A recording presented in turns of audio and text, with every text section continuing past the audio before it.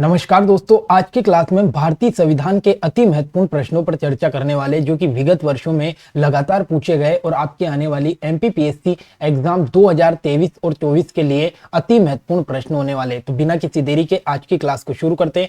सबसे पहला क्वेश्चन आपके सामने आता है कि निम्नलिखित में से किस अधिनियम में कलकत्ता में सर्वोच्च न्यायालय की स्थापना की गई है। अति इंपोर्टेंट क्वेश्चन है दोस्तों कि वो कौन सा एक्ट था जिसके तहत जो कलकत्ता है, इस कलकत्ता में सर्वोच्च न्यायालय की स्थापना की गई है। तो याद रखना है दोस्तों, सबसे पहला आपका आता है रेगुलेटिंग एक्ट 1773। और रेगुलेटिंग 1773 जब आया तो इसके तहत क्या की गई दोस्तों, तो सबसे पहले कलकत्ता में एक सुप्रीम कोर्ट की स्थापना की गई है। दूसरी इंपोर्टेंट पॉइंट ये याद रखना है दोस्तों कि ये जो रेगुलेटिंग एक्ट है ना, इसमें जो सर्वोच्च न्यायालय की स्थापना की गई है, इसके जो पहले मुख्य न्यायाधीश बने थे ना, इनका नाम क्या था, तो लॉर्ड एलिजा एम्पे साहब जो है, ये एलिजा एम्पे साहब सबसे पहले न्यायाधीश बनाए गए। तो सबसे पहले कलकत्ता में सर्वोच्च न्यायालय की स्थापना की गई है, रेगुलेटिंग एक्ट के द्वारा की गई है और लॉर्ड एलिजा एम्पे इसके मुख्य न्यायाधीश बनाए गए थे। ऑप्शन नंबर ए इसका राइट आंसर है। अति महत्वपूर्ण प्रश्न है। भारत एक संघीय न्यायालय निम्नलिखित में से किस वर्ष में स्थापित किया गया। अति इंपोर्टेंट क्वेश्चन है दोस्तों कि भारत में जो संघीय न्यायालय की स्थापना है वो कब की गई है। तो याद रखना है दोस्तों 1937 में इसकी स्थापना की गई है। लेकिन सबसे इंटरेस्टिंग बात ये याद रखना है दोस्तों कि जो भारत शासन अधिनियम 1935 आया था ना, उन 1935 का तो एक्ट था और इसी एक्ट के तहत 1937 में इसकी स्थापना की गई। तो अगर आपसे अधिनियम पूछे तो वो 1935 का अधिनियम है और स्थापना की गई तो 1937 में स्थापना की गई है। दोनों इंपोर्टेंट क्वेश्चन है। केंद्र में द्वैध शासन किस अधिनियम के अंतर्गत स्थापित किया गया। तो याद रखना है दोस्तों, जब केंद्र में द्वैध शासन की बात आती है ना, तो जो भारत सरकार अधिनियम 1935 है, इस भारत सरकार अधिनियम 1935 के तहत आपका केंद्र में क्या हुआ था, तो द्वैध शासन लागू किया गया था। अति इंपोर्टेंट क्वेश्चन है आपकी एमपीपीएससी के एग्जाम की दृष्टि से, क्योंकि एमपीपीएससी में 1919 और 1935 का एक्ट बहुत ज्यादा पूछा जाएगा।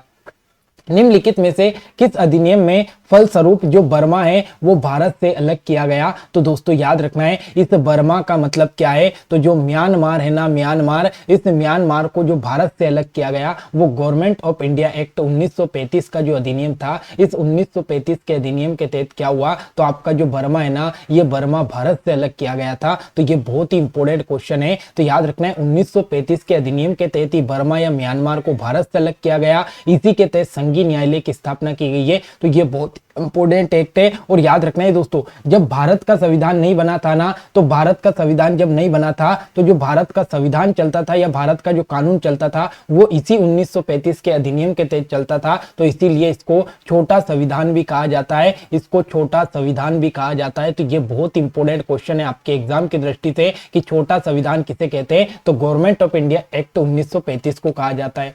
मिंटे मार्लो सुधार का उद्देश्य क्या था। अति इंपोर्टेंट क्वेश्चन है दोस्तों कि जो मार्ले मिंटो अधिनियम आया था ना, इसका क्या नाम, सॉरी, इसका क्या उद्देश्य था, तो पृथक निर्वाचन पद्धति इसका उद्देश्य था। याद रखना है दोस्तों, जो मार्ले मिंटो अधिनियम है ना, ये 1909 में आता है और इसके तहत क्या किया गया, तो हिंदू और मुस्लिम के लिए पृथक निर्वाचन प्रणाली की बात की गई है। तो ऑप्शन नंबर ए इसका राइट आंसर है।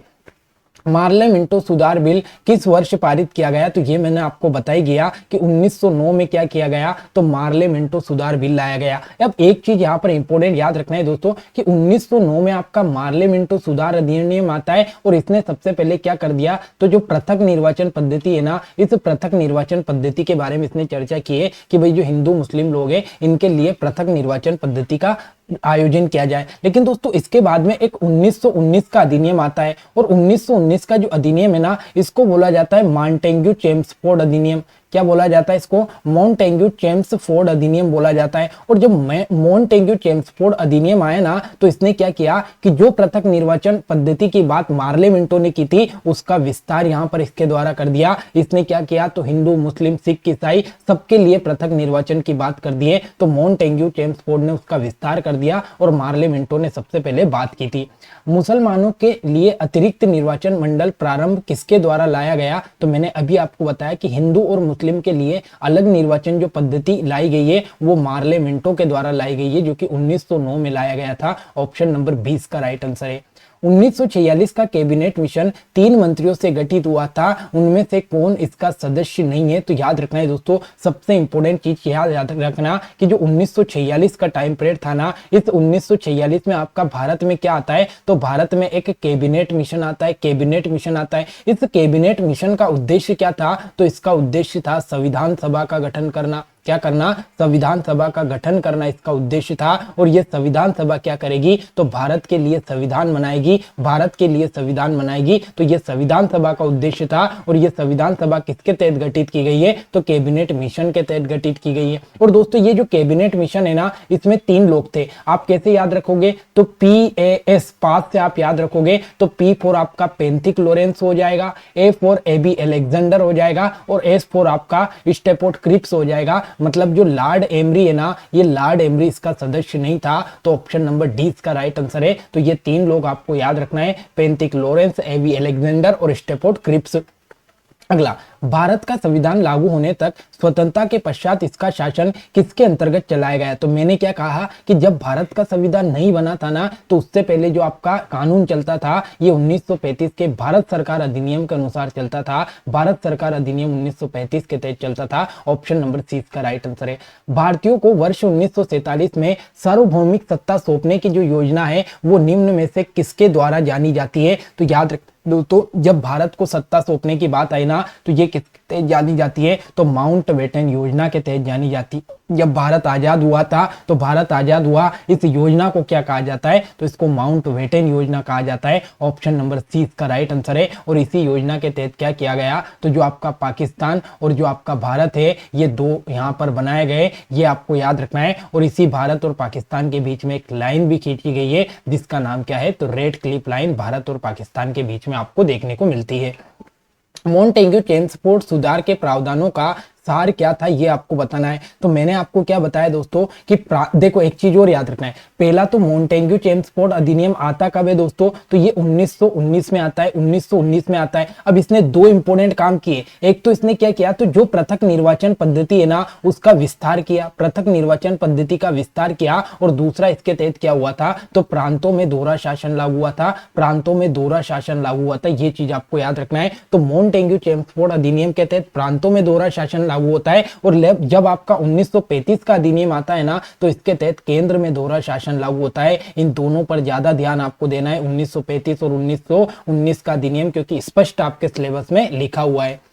1922 में निम्नलिखित में से किसके द्वारा उद्गार किया गया कि भारत का संविधान भारतीयों की इच्छा अनुसार होना चाहिए? तो याद रखना है दोस्तों, 1922 में सबसे पहले आपके जो महात्मा गांधी साहब है ना, महात्मा गांधी जी ने ये बोला था कि भारत का जो संविधान है वो भारतीयों की इच्छा के अनुसार बनना चाहिए। ये बात किसने बोली? तो ये महात्मा गांधी जी के द्वारा बोली गई है। और कब बोली गई? तो 1922 में बोली गई। 1924 में किसके द्वारा ब्रिटिश सरकार से मांग की गई है कि भारतीयों के संविधान निर्माण के लिए संविधान सभा का गठन किया जाए? तो अति इंपोर्टेंट क्वेश्चन है। देखो 1922 में तो आपकी मांग किसके द्वारा की गई दोस्तों? तो वो महात्मा गांधी के द्वारा। लेकिन 1924 में फिर से संविधान की मांग की, और ये किसने की? तो ये एम एन रॉय के द्वारा की गई है, एम एन रॉय के द्वारा। ऑप्शन नंबर सी का राइट आंसर है। संविधान सभा के विचार का औपचारिक रूप से प्रतिपादन किसके द्वारा किया गया? तो याद रखना है दोस्तों, सॉरी संविधान, यहाँ पर पिछला जो क्वेश्चन है ना दोस्तों, इसमें मोतीलाल नेहरू है यार, मैंने एम एन रॉय बोल दिया। यहाँ पर अगर आपसे पूछे ना औपचारिक रूप से किसके द्वारा संविधान की मांग की गई है, तो ये एम एन रॉय के द्वारा की गई है। और कब की गई है? तो ये आपका 1934 में की गई है दोस्तों, 1934 में। कांग्रेस ने किस वर्ष किस प्रकार से बाह्य हस्तक्षेप के बिना भारतीय जनता द्वारा संविधान के निर्माण की मांग को लेकर प्रस्ताव किया? तो याद रखना है दोस्तों, जो कांग्रेस है ना, इन्होंने ये बोला, 1936 में कांग्रेस आती है और कांग्रेस ने ये बोला कि भारी हस्तक्षेप के बिना भारत का संविधान बनना चाहिए। मतलब जो भारत का संविधान है ये भारत के लोग के द्वारा बनना चाहिए, इसमें बाहरी लोगों का हस्तक्षेप नहीं होना चाहिए।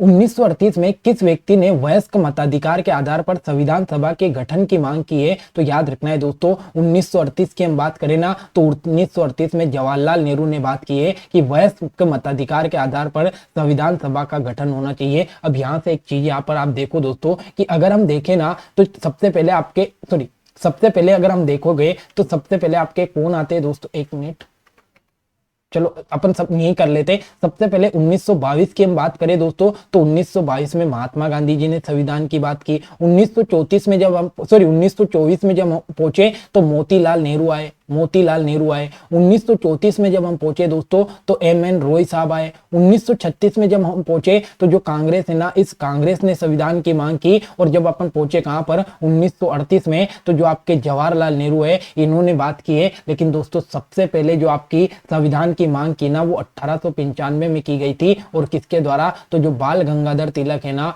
बाल गंगाधर तिलक, इनके द्वारा सबसे पहले बात की गई थी 1895 में। उसके बाद में महात्मा गांधी 1922, मोतीलाल नेहरू 1924, 1934 में एम.एन. रॉय, 1936 में कांग्रेस और 1938 में जवाहरलाल नेहरू ने इसकी बात की है।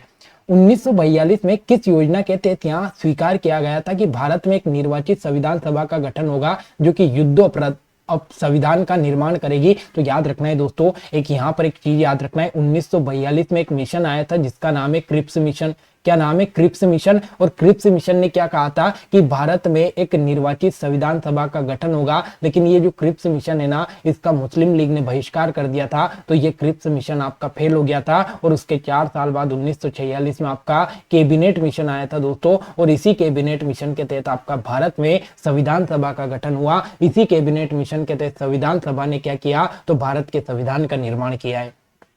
संविधान सभा के गठन की मांग सर्वप्रथम 1895 में किसके द्वारा रखी गई? तो मैंने आपको क्या कहा अभी कि सर्वप्रथम 1895 में बाल गंगाधर तिलक के द्वारा रखी गई है, बाल गंगाधर तिलक के द्वारा। और वो भी कहां पर दोस्तों? तो एक स्वराज पत्रिका आती थी। इस स्वराज पत्रिका में जो बाल गंगाधर तिलक है ना, इन्होंने सबसे पहले 1895 में ही संविधान की मांग कर ली थी। तो ये बड़ा इंपॉर्टेंट क्वेश्चन है कि संविधान की मांग सबसे पहले किसने की? तो 1895 में बाल गंगाधर तिलक ने स्वराज पत्रिका में की।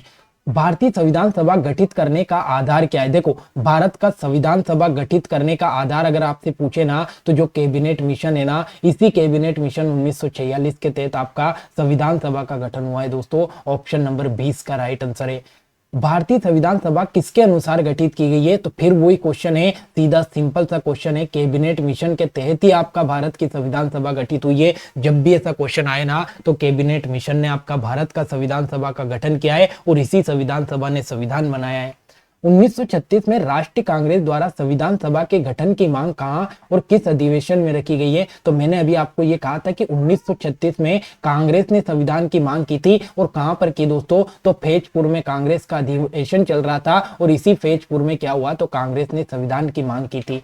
कैबिनेट मिशन योजना के अनुसार संविधान सभा में कुल कितने सदस्य होने चाहिए? तो संविधान सभा जो है ना दोस्तों, इसमें कैबिनेट मिशन जब आया था तो इसने ये बोली थी कि जो संविधान सभा गठित होगी ना, उसमें 389 सदस्य होंगे, 389 सदस्य होंगे। अब यहाँ पर एक बड़ा फंडा होता है दोस्तों कि जब स्टार्टिंग की हम बात करें ना, तो स्टार्टिंग में संविधान सभा में कितने सदस्य थे? 389। लेकिन दोस्तों बाद में क्या हुआ? तो जो मुस्लिम लीग है ना, इस मुस्लिम लीग ने संविधान सभा से बहिष्कार कर दिया, वो अलग हो गए। तो फिर आपके कितने सदस्य बन गए दोस्तों? तो 299 बच गए। तो कई बार क्वेश्चन पूछा गया कि जब मुस्लिम लीग अलग हो गया तो संविधान सभा में कितने सदस्य बच गए थे? 299। लेकिन बात आई दोस्तों कि संविधान पर हस्ताक्षर कितने लोगों ने किए? तो जो हस्ताक्षर है ना, वो मात्र 284 लोगों ने ही किए। तो ये बड़ी इंपॉर्टेंट बात है कि स्टार्टिंग में 389 सदस्य थे, मुस्लिम लीग अलग आया, हुआ 299 बचे। और जब हस्ताक्षर की बात आई तो 284 सदस्यों ने ही हस्ताक्षर किया है।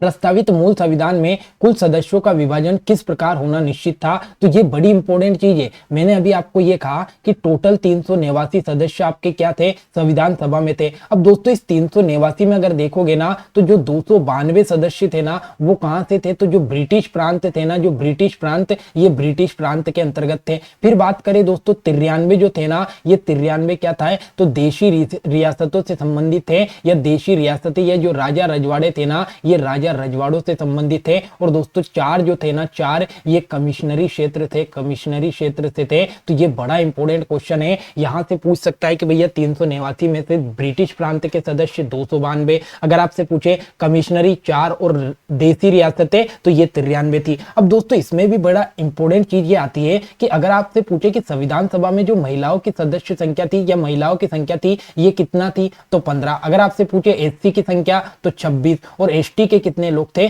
तो एसटी के लोग 33 थे। ये बड़ा इंपॉर्टेंट डाटा है जो कई बार परीक्षा में पूछा गया। पिछले साल एमपीपीएससी में महिला के बारे में पूछा गया था।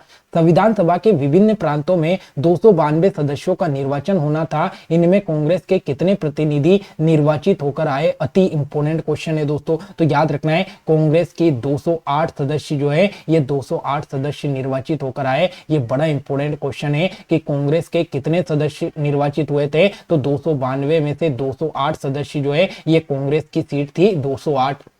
पुनर्गठन के फलस्वरूप 1947 में संविधान सभा के सदस्यों की संख्या कितनी हो गई थी? देखो बड़ा इंपॉर्टेंट क्वेश्चन है। मैंने क्या कहा था, जब संविधान सभा से आपका पुनर्गठन हुआ था या मान लो मुस्लिम लीग हट गया था तो 299 ही बचे थे, 299 ही बचे थे। ऑप्शन नंबर 20 का राइट आंसर है option number B.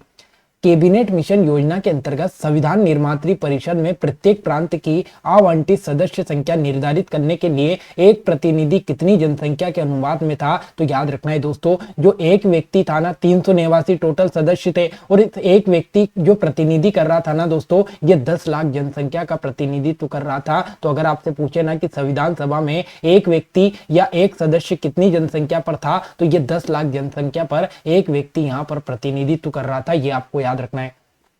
Bhimrao Ambedkar का संविधान सभा में निर्वाचन कहां से हुआ? तो ये तो क्वेश्चन ही कट गया, लेकिन यहां पर ऑप्शन ही आ रहा है तो पश्चिम बंगाल आपको याद रखना है दोस्तों। 2 ऑप्शन खत्म हो गए, कोई दिक्कत नहीं है, लेकिन याद रखना है जो भीमराव अंबेडकर साहब है ना इनका संविधान सभा में जो निर्वाचन हुआ वो कहां से हुआ? तो पश्चिम बंगाल से। पश्चिम बंगाल से। मुस्लिम लीग किस कारण संविधान सभा का बहिष्कार करना चाहता था या क्यों किया बहिष्कार, ये आपको बताना है। तो याद रखना है दोस्तों जो मुस्लिम लीग है ना उनको संविधान सभा में उचित प्रतिनिधित्व नहीं मिल रहा था, इसी कारण उन्होंने क्या कर दिया, तो संविधान सभा का बहिष्कार कर दिया। हुआ क्या दोस्तों कि जब मुस्लिम लीग की बात करें ना तो इनकी 79 टोटल सीटें थी। अब इस 79 में से जब चुनाव हुआ ना दोस्तों तो इनको कितनी मिली? मात्र 73 मिली, और इसी कारण इन्होंने क्या कर दिया, तो संविधान सभा का बहिष्कार करना शुरू कर दिया। तो ऑप्शन नंबर 20 का राइट आंसर है कि उनको उचित प्रतिनिधित्व नहीं मिल पा रहा था।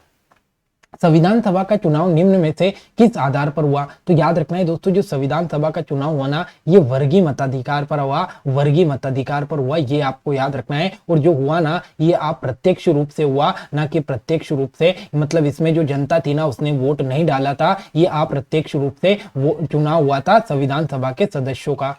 संविधान सभा में सदस्य प्रतिनिधि थे, संविधान सभा में जो सदस्य थे ये किसके प्रतिनिधि थे? तो जनता द्वारा अप्रत्यक्ष निर्वाचित सदस्य थे। देखो मैंने क्या कहा कि 10 लाख जो जनसंख्या थी ना इस 10 लाख जनसंख्या पर एक व्यक्ति था, एक व्यक्ति था। पर ये जो एक व्यक्ति था ना ये एक व्यक्ति ऐसा नहीं है कि ये जनता ने इसको चुना था, ये तो संविधान सभा का सदस्य था। और संविधान सभा के सदस्य जो थे इसमें 10 लाख जनसंख्या एक व्यक्ति पर थी ना, तो इसीलिए ये प्रत्यक्ष रूप से जनता के द्वारा नहीं चुना गया था, ये जनता का सदस्य तो था लेकिन अप्रत्यक्ष रूप से निर्वाचित था, ये आपको याद रखना है। भारतीय संविधान सभा को किसने बनाया? तो फिर वही क्वेश्चन आया, तो भारतीय संविधान को किसने बनाया? तो ये संविधान सभा ने बनाया। और संविधान सभा का गठन किसने किया? तो ये कैबिनेट मिशन ने किया। 3 क्वेश्चन बनकर आते हैं, संविधान सभा का गठन कैबिनेट मिशन ने, संविधान सभा ने क्या बनाया? तो भारत का संविधान बनाया। अगला, संविधान सभा के लिए चुनाव कब संपन्न हुए? तो याद रखना है दोस्तों जो संविधान सभा थी ना इसके लिए जो चुनाव है ये कब संपन्न हुए? तो 1946 में संविधान सभा के चुनाव संपन्न हो जाते हैं। देखो 1946 में आपका कैबिनेट मिशन आता है, इसी 1946 में संविधान सभा के 296 सदस्यों पर क्या होता है? चुनाव होता है। 296 में से जो 208 सीटें मिली ना दोस्तों ये तो किसको मिल गई? तो 208 सीटें तो आपका कांग्रेस को मिली थी दोस्तों, कांग्रेस को मिली थी। इसमें से 73 जो सीटें है ना दोस्तों ये मुस्लिम लीग को मिली थी, मुस्लिम लीग को मिली थी। और 4 सीटें जो थी ना आपकी ये सिख को मिली थी, सिख को मिली थी। तो ये 4 डाटा सॉरी ये 3 डाटा आपको याद रखना है। अगर आपसे पूछे कितनी सीटों पर चुनाव हुआ था तो 296 सीटों पर हुआ था। ये भी देख लो 389 जो टोटल सदस्य थे ना दोस्तों इनमें से अगर आप देखोगे तो जो ब्रिटिश प्रांत के सदस्य थे ना, जो मैंने आपको बताया था कि 292 ब्रिटिश प्रांत के, और जो आपके 4 कमिश्नरी थे ना, 4 कमिश्नरी, ये 4 कमिश्नरी और 292 जो ब्रिटिश प्रांत के सदस्य थे इनका ही चुनाव हुआ। बाकी राजा रजवाड़े अपने हिसाब से अलग थे, उनका कोई चुनाव नहीं हुआ। तो इन 296 में से 208 कांग्रेस को, 73 मुस्लिम लीग को और 4 सिखों को प्राप्त हुई। और 1946 में संविधान सभा का चुनाव हुआ। भारतीय संविधान सभा की स्थापना कब हो गई? तो याद रखना है दोस्तों जब चुनाव हुआ ना तो सबसे पहली जो बैठक हुई वो 9 दिसंबर 1946 को होती है। और इसी 9 दिसंबर को जो आपका संविधान सभा है ना इसकी स्थापना की गई है। संविधान सभा का प्रथम अधिवेशन कब हुआ, तो बात पूछे प्रथम अधिवेशन, बात पूछे गठन की, तो ये सब जो हुआ ना दोस्तों, ये 9 दिसंबर को हुआ, 9 दिसंबर 1946 को। और कहां पर हुआ, तो दिल्ली में हुआ, दिल्ली में हुआ। ऑप्शन नंबर डी इसका राइट आंसर है। संविधान सभा के उद्घाटन अधिवेशन की अध्यक्षता किसके द्वारा की गई है। अब यहां से 4 क्वेश्चन जो बनेंगे, चारों आपके सामने निकाल देता हूं। संविधान सभा का उद्घाटन अधिवेशन पूछे, संविधान सभा का पहला अधिवेशन पूछे, संविधान सभा की पहली बैठक पूछे, पहली बैठक पूछे, या संविधान सभा के अस्थायी अध्यक्ष पूछे, ये सब का सब right answer option number B होगा। डॉक्टर सच्चिदानंद सिन्हा जो थे, ये संविधान सभा की जो पहली बैठक 9 दिसंबर को हुई थी ना, इस 9 दिसंबर की पहली बैठक में डॉक्टर सच्चिदानंद सिन्हा को संविधान सभा के अस्थायी अध्यक्ष, उद्घाटन अधिवेशन के अध्यक्ष या पहली बैठक के अध्यक्ष बनाए गए थे, पर ये अस्थायी थे दोस्तों, अस्थायी थे। संविधान सभा का पहला सत्र कब हुआ, तो वही सेम क्वेश्चन है, 9 दिसंबर 1946 को संविधान सभा का पहला सत्र होता है। ऑप्शन नंबर सी इसका राइट आंसर है। संविधान सभा के अस्थायी अध्यक्ष कौन थे, तो अभी आपको बताया डॉक्टर सच्चिदानंद सिन्हा जो थे, ये संविधान सभा के अस्थायी अध्यक्ष थे। संविधान सभा में स्थायी अध्यक्ष कौन था, अति इंपोर्टेंट क्वेश्चन है दोस्तों। जो 9 दिसंबर था ना, इस दिन पहली बैठक होती है, और इसके 2 दिन बाद क्या होता है दोस्तों, 11 दिसंबर की हम बात करें तो इस 11 दिसंबर को क्या होता है, संविधान सभा की सेकंड बैठक या दूसरी बैठक होती है। और इसमें जो स्थायी अध्यक्ष चुने गए ना, उनका नाम क्या था, तो डॉक्टर राजेंद्र प्रसाद जो थे, ये डॉक्टर राजेंद्र प्रसाद स्थायी अध्यक्ष इसमें चुन लिए गए थे। पहली बैठक में अस्थायी अध्यक्ष और दूसरी बैठक में स्थायी अध्यक्ष चुनाए गए थे। 11 दिसंबर 1946 को किसे संविधान सभा का स्थायी अध्यक्ष चुना गया, तो मैंने कहा डॉक्टर राजेंद्र प्रसाद जो थे, ये संविधान सभा के स्थायी अध्यक्ष चुने गए थे। ऑप्शन नंबर 20 का राइट आंसर है। ये चीज आपको याद रखना है। तो दोस्तों, ये आज के अति इंपोर्टेंट क्वेश्चन थे। लगभग कैबिनेट मिशन अपन ने कंप्लीट कर लिया। कैबिनेट मिशन के बाद में कुछ अपन ने अधिनियम कंप्लीट किए। अब आगे की जो कहानी है वो अगली क्लास में हम डिस्कस करेंगे, जैसे संविधान के स्रोत वगैरह हो गया, भाग हो गए, अनुच्छेद हो गए, सब चीजें धीरे धीरे आगे की क्लास में डिस्कस करते रहेंगे ताकि पूरी तैयारी आपकी कंप्लीट हो जाए। तो आशा करता हूं अगर क्लास अच्छी लगी हो ना, तो चैनल को जरूर सब्सक्राइब करना दोस्तों। और अगर आपको टेलीग्राम से जुड़ना हो तो राघव सर जी के नाम से टेलीग्राम चैनल है, इस पर जरूर जुड़ना। एमपीपीएससी का शानदार कंटेंट मैं आपको इस पर प्रोवाइड करवा रहा हूँ, नोट्स वगैरह। तो मिलते अगली क्लास में, तब तक के लिए जय हिंद, जय भारत।